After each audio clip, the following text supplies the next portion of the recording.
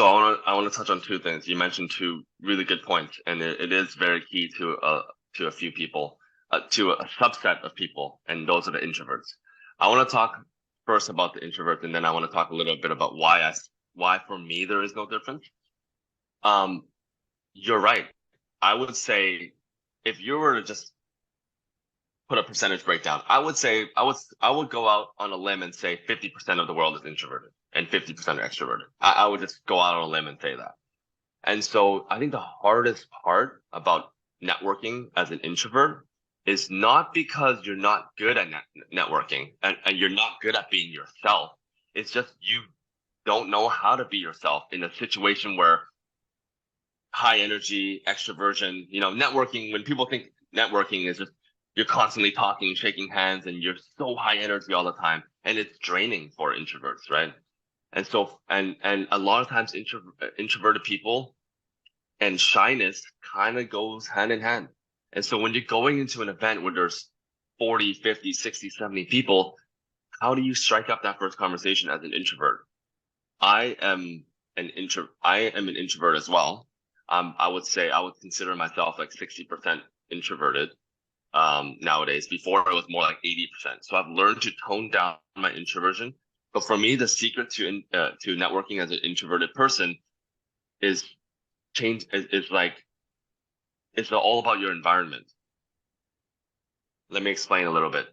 When I first started my podcast, as an introverted person, I didn't know how to strike up conversations. I couldn't make things up on the spot, and I just felt so drained sometimes during the interview, I would feel drained.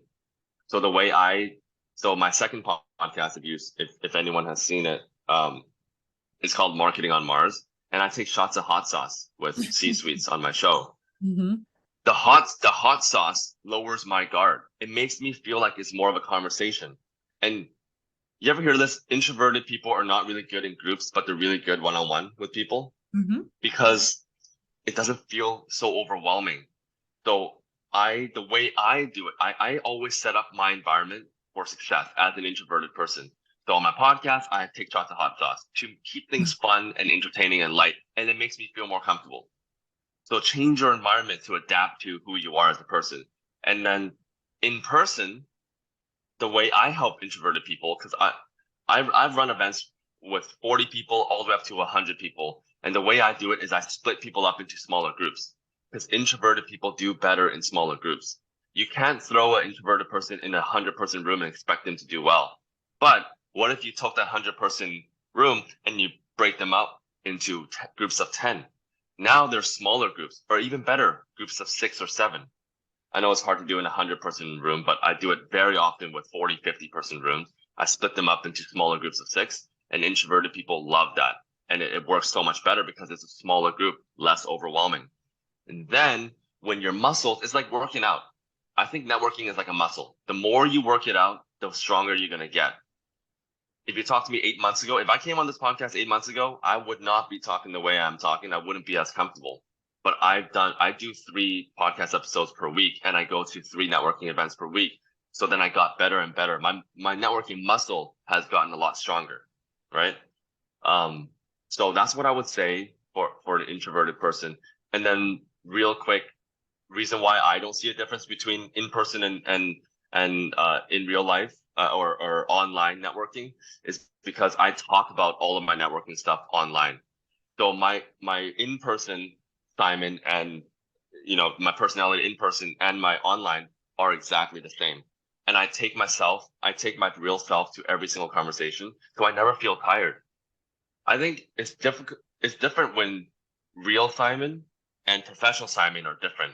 And especially if online Simon is different, now you have 3 different personas. You constantly have to mix between the 3. Then it gets really very, very exhausting. That's how I used to do networking before. Now I just bring my full self. I'm wearing a hoodie. Many times when I go to events, I'm wearing ripped jeans with a t-shirt. I never wear a blazer. And I always talk to people exactly the same, whether it's on Zoom, whether it's in person, or whether it's on my LinkedIn posts. And I post very frequently. And for me, that's why I don't see a difference, because I show up the same. It's the same Simon that shows up everywhere. I love it. I love it. You said a lot of great things there, Simon.